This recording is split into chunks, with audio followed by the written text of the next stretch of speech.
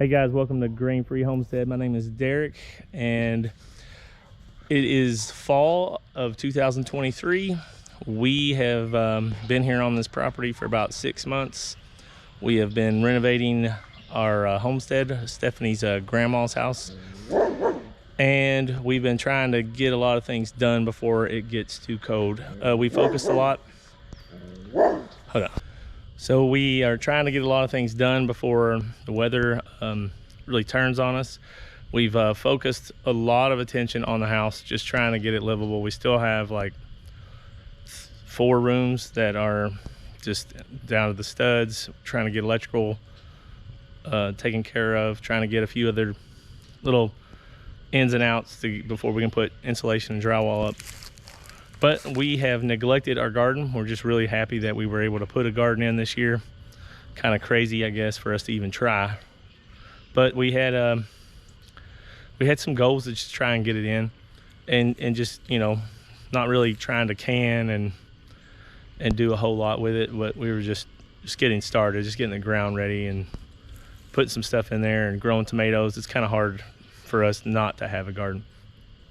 So if y'all have watched any of our past videos, you remember when we moved, I moved a lot of my garden with me. I brought the dirt. One of the things I brought was our blueberries and raspberry bushes. I have kept those in a pot because literally by the time I could get to them, it was too hot to really put them in the ground. There was hardly any rain. So I've been watering them and keeping them in a pot. But now that we're getting close to getting a frost, I need to get those in the ground. If you get a frost with a lot of plants in a bucket, the plant will go dormant. But if you try and leave almost any plant in a bucket out over the winter and it freezes, the root system will freeze and that plant will die. So I've been trying to get a lot of these plants in the ground to make sure that we have blueberries and raspberries for the future. So over here we had one of Stephanie's grandma's beds. It's hard to tell. I've been trying to clean it out. It had been taken over with poison ivy and all different kinds of vines. I got more work. You can kind of see some of the old stone. Kind of cool. But she had a stone edger for this flower bed. I'm going to do a lot of work cleaning it up, but I had to get our blueberries in the ground. You can see I got a few different varieties of blueberries. Got them planted. And I'll come back and clean up all this mess. I am allergic to poison ivy, so I've been dreading this. I probably already got poison ivy today again. So I'm going to clear this out. I may take this fence down, I'm not sure, in next spring. But I'm just trying to get an idea of where we're going to have our blueberries. And this is where Stephanie wanted them. So that's where it's going to be. So over here is another fence here. And this is where I'm going to put the raspberries. I just kind of tilled this up just to break the ground up. I'm getting all this grass out of here. And I'm going to plant some raspberries here. We're going to plant raspberries in a few different spots because sometimes raspberries don't like where you put them, you know. So I know I got some pine trees. I'm going to put some around those because they definitely like the acidic soil. And the same with the blueberries. I'm going to bring some pine needles over and try and kind of use that as a weed barrier. And they like all that acid in the soil. So that is our goal. We're also going to be harvesting our sweet potatoes. Picking all of our bell peppers and any tomatoes we have left, and just trying to clear the whole garden out today. So check out our video. Hope you all enjoy it, and let's get started.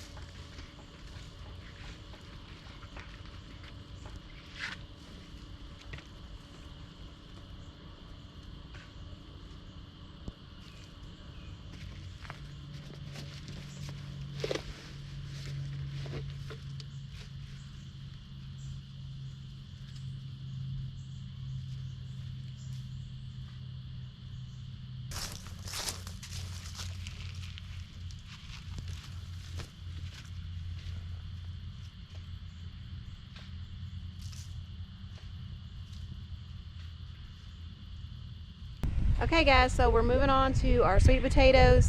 It hasn't frosted yet, but it's gotten pretty close. So we're gonna go ahead and get them out of the ground. We've got 5 containers this year.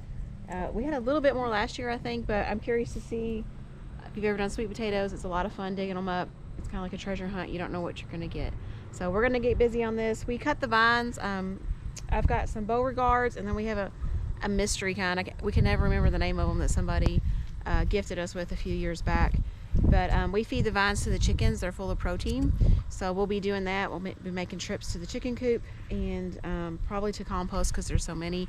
But let's get to digging and see how many sweet potatoes we got. Look at that.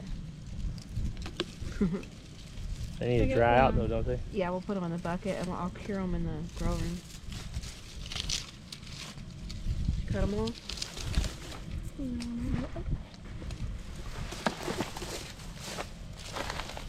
Oh, I guess that one just came up.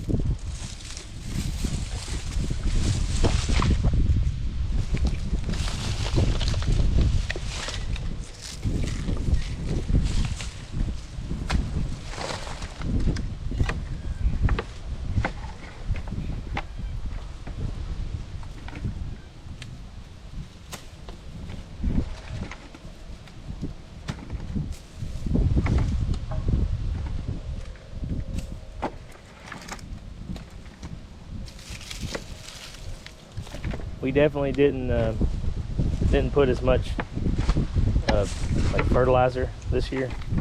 I started out with some good fertilizer. Yeah, we started out. These are, I'd rather have these than the big ones. But I didn't put nearly as much. Oh my gosh, that's a big one.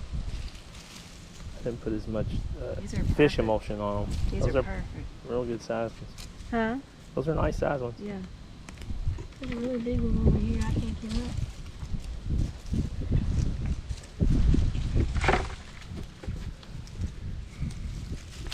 How big is it, Sam? Holy cow.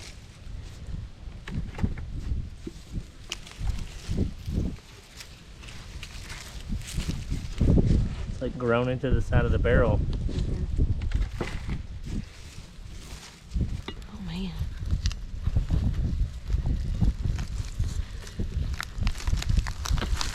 Yeah. Oh, that was a good one. Nice one. Golly.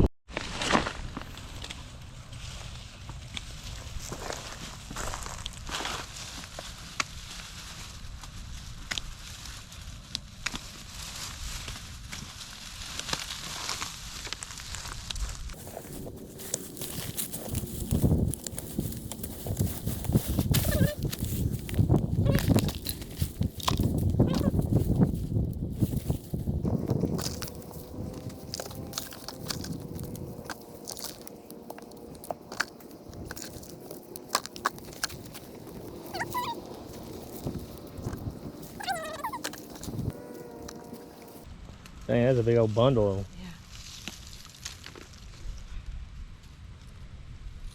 Do you have one break? Yeah, we'll have to eat that one right away. So yeah, when you're picking these, you got to be pretty careful with them if you want to store them long term.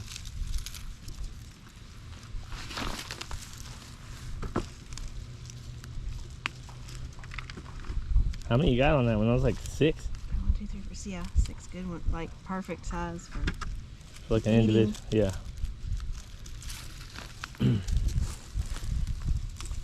It's a nice one, Sam.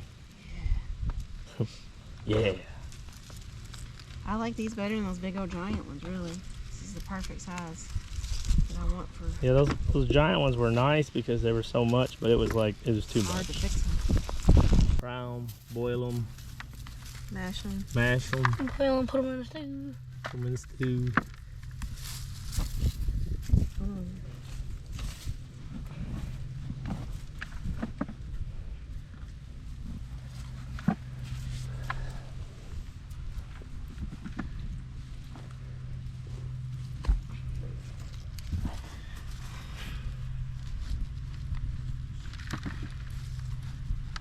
Careful with that one.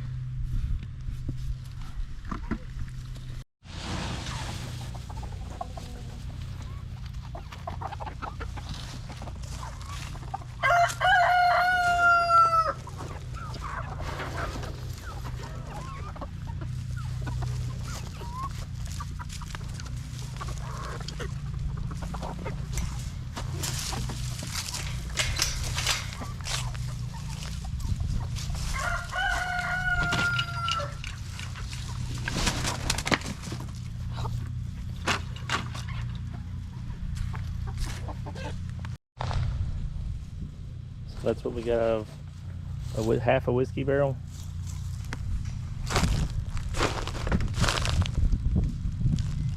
I do think that water and sunlight played a big role in the amount of attention we were able to give them this year.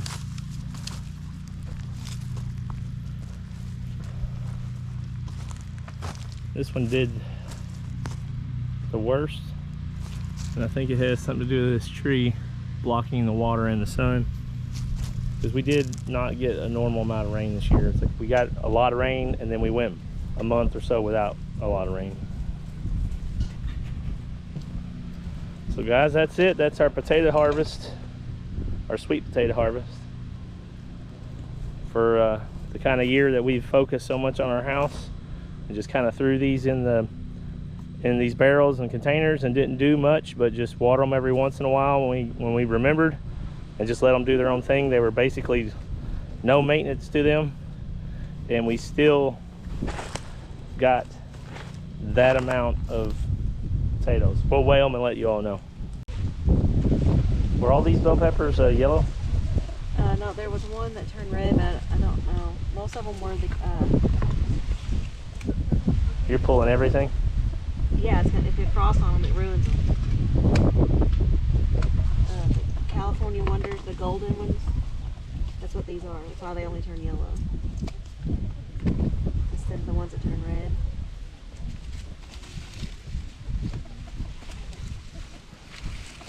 Now, Stephanie's grandpa would always use these buckets to prop up his peppers, and I never have. And this is what usually happens.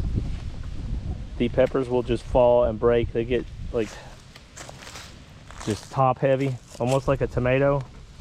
And I thought about using tomato cages. And I found a couple of his buckets, and it actually helped work pretty good. There was another one over here I used it. Just kind of experimenting, using some kind of, just like a tomato, some kind of way to prop these peppers up. They seem to do better. You get more, and it doesn't damage the fruit very much. It's off the ground. That's pretty good. Yeah. You're gonna need another bucket. I know. That was just that one. I mean, we've already got down to 40 a couple times, so we're kind of pushing it, you know. If they're real little, you just leave them on there. There's a good one here.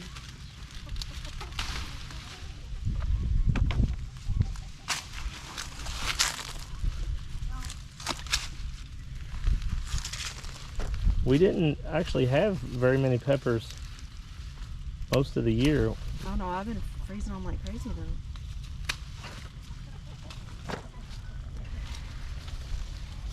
Might be giving a bunch of these away. I just don't see how you have time to.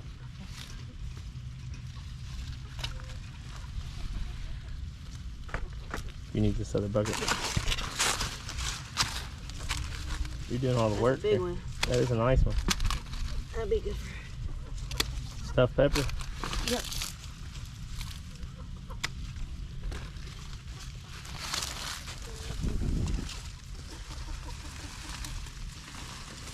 Are they still good if they got some damage on them? Depends. What's it? Is there a bug in it if it's got a little holes in it? Usually there's not, but sometimes. Peppers are pretty resistant.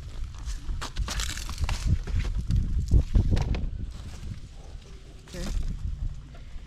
Hey, we having fajitas tonight? They're already in the oven. Yeah. Oh, should we fill those up? We need more buckets. Yeah, you're gonna have to use that one that you don't like.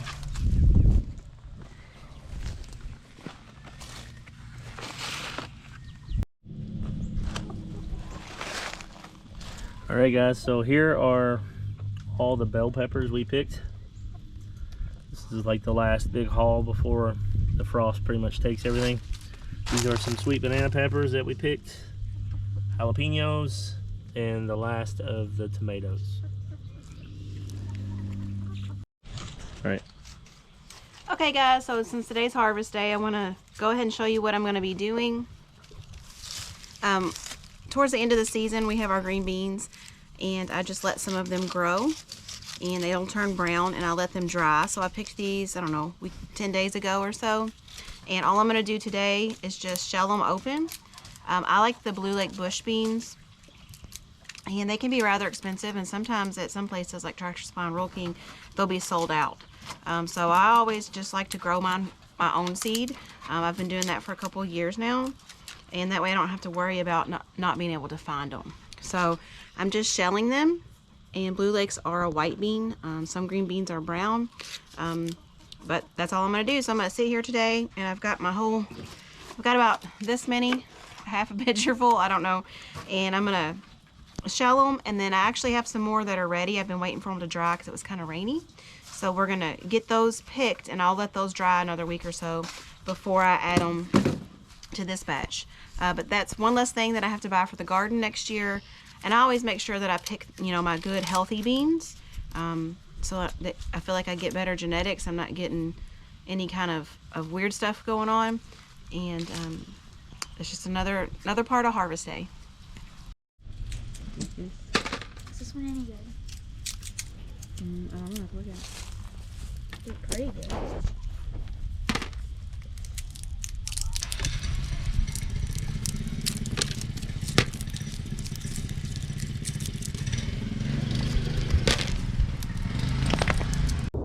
All right, guys, trying to get this garden put to bed for the winter. Got one of these little battery powered chainsaws we're going to be using. Take down this okra. You can see we've already tore down a lot of the old dead tomato plants. Just trying to get this cleaned up so that next year in the springtime you won't it'll be a whole lot easier, just a whole lot less work to put it all up. And not a good idea to probably compost all these plant material. We're gonna end up burning it just because of the fungus and all that kind of stuff. All right, I'm gonna get to it.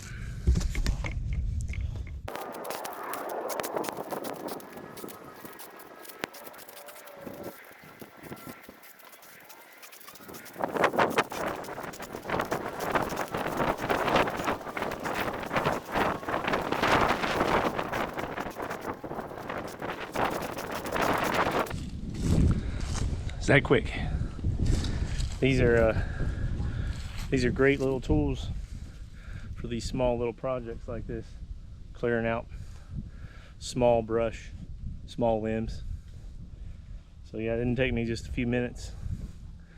I'm gonna go around, probably trim off some of the lower branches around the trees whenever I cut grass. That way I won't get hit by everything. Our garden's gonna be expanding next year. You can see that the soybean fields have been harvested, and now we have a whole lot more space that we can do things on our homestead. So this is our property. We still haven't decided what we're going to be doing. We got a lot of ideas, but we'll see what happens. We're gonna be just looking into things. So yeah, all right, guys. Hope y'all enjoyed the video. Y'all check out some of our other videos. Hope they can help you with any kind of homesteading issues you got. And y'all have a blessed day. Thanks for watching. God bless.